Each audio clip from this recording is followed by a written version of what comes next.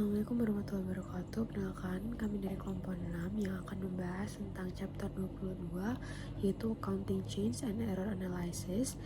Dan kelompok 6 sendiri beranggotakan 4 orang yaitu Nashwana Biga Salsabila dengan NPM akhir 103, Salsabila Aisyah Widianto Putri dengan NPM akhir 179, Devina Zahra Amira dengan NPM akhir 180, dan Atia Gina dengan NPM akhir 305.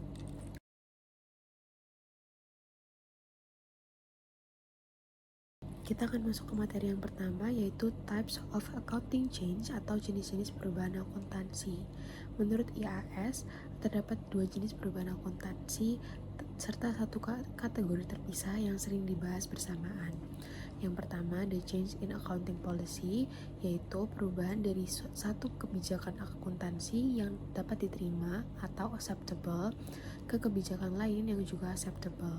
Untuk contohnya, yaitu perubahan metode penilaian persediaan dari average cost ke FIFO, kemudian perubahan metode pengakuan pendapatan proyek dari cost recovery ke percentage of completion.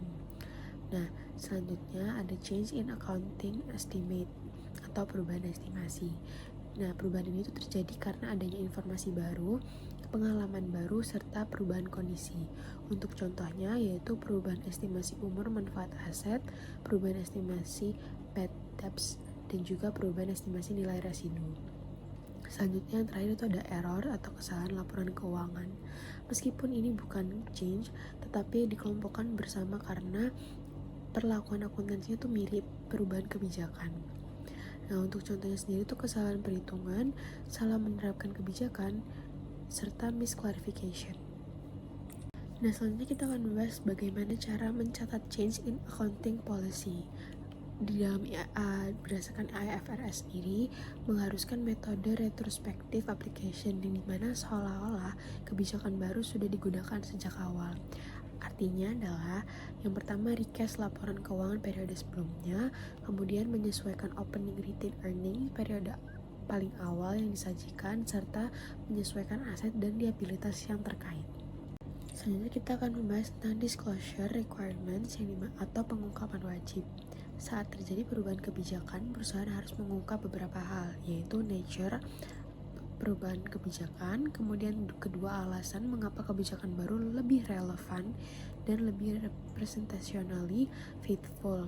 Yang ketiga, dampak numerik pada setiap line item untuk periode berjalan dan periode sebelumnya. Yang keempat, dampak kumulatif pada retained earnings, dan yang terakhir ada jika perubahan karena IFRS baru, maka ikuti ketentuan transisi IFRS tersebut. Baik, selanjutnya ada change in accounting estimate. Sebelumnya, perkenalkan nama saya Nashwana Biga Salsabila dengan NPM akhir 103. Untuk menyusun laporan keuangan, perusahaan harus memperkirakan pengaruh kondisi dan peristiwa di masa depan.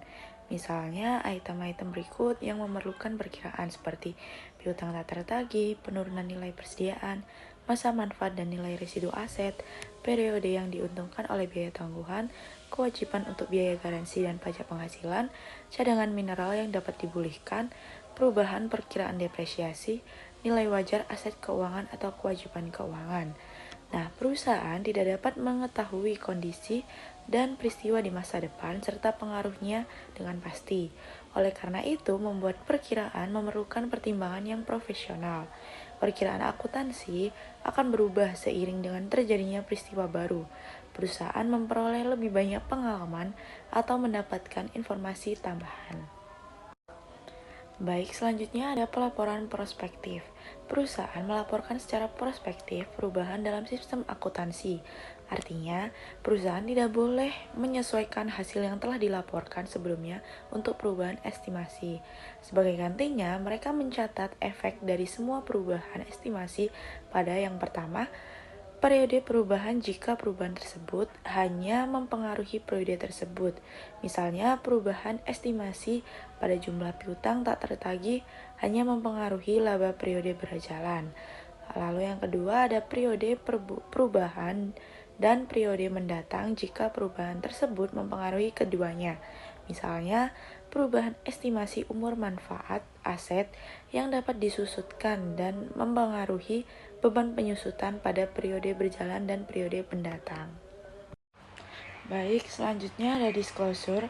Sebuah perusahaan harus mengungkapkan sifat dan jumlah dari perubahan dalam estimasi akuntansi yang memiliki pengaruh pada periode berjalan atau diperkirakan akan memiliki pengaruh pada periode yang mendatang.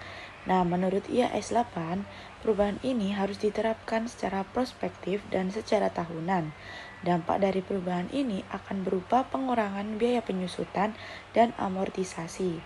Sebagian besar perusahaan tidak perlu mengungkapkan perubahan dalam estimasi akuntansi yang dibuat sebagai bagian dari operasi normal, seperti cadangan piutang tak tertagih atau keusangan inventaris, kecuali perubahan tersebut bersifat material.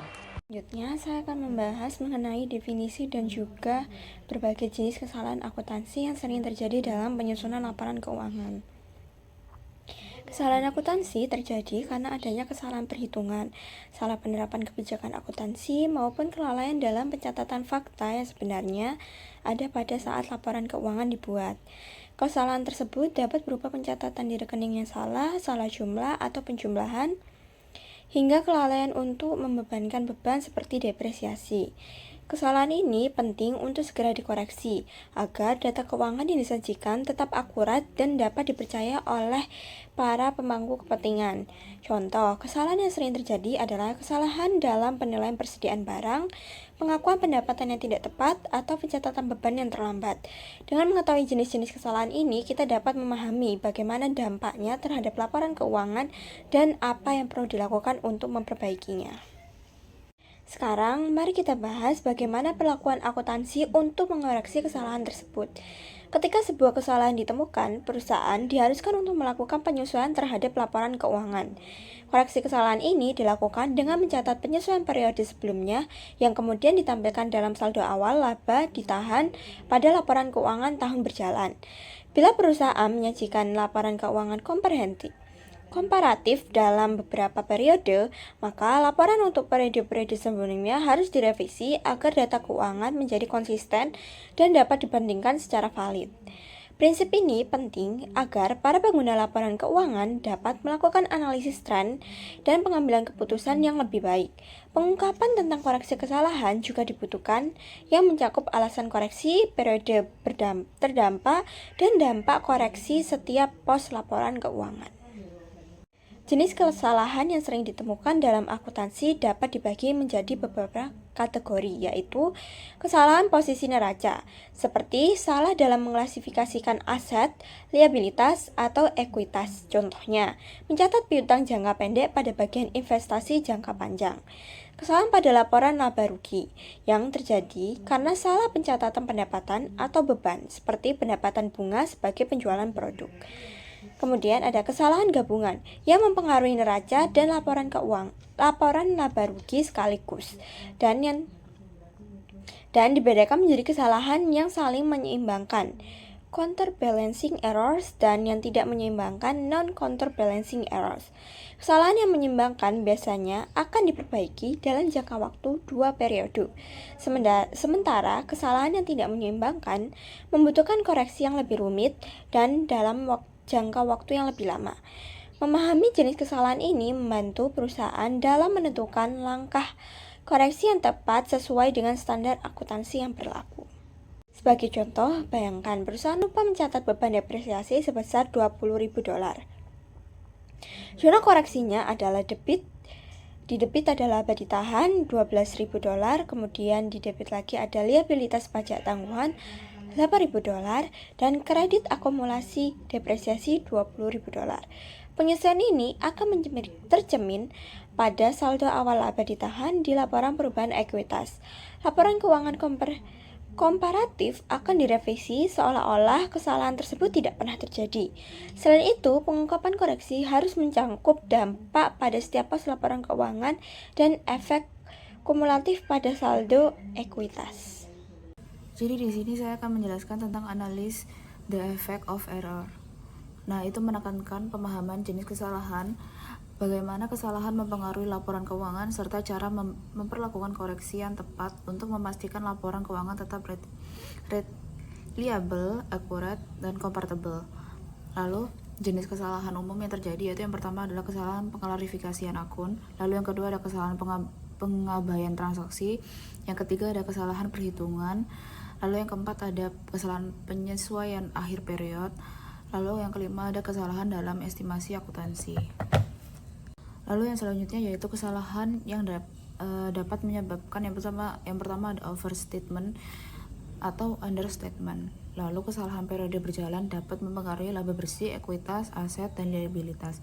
Lalu perbaikan kesalahan itu bisa dilakukan jika kesalahan dideteksi pada periode yang sama, cukup dilakukan correct entry.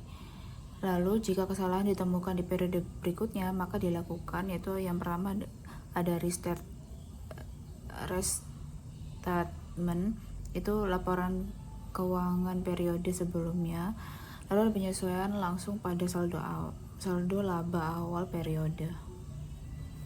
Sekian presentasi dari kelompok kami, mohon maaf ada salah kata. Wassalamualaikum warahmatullahi wabarakatuh.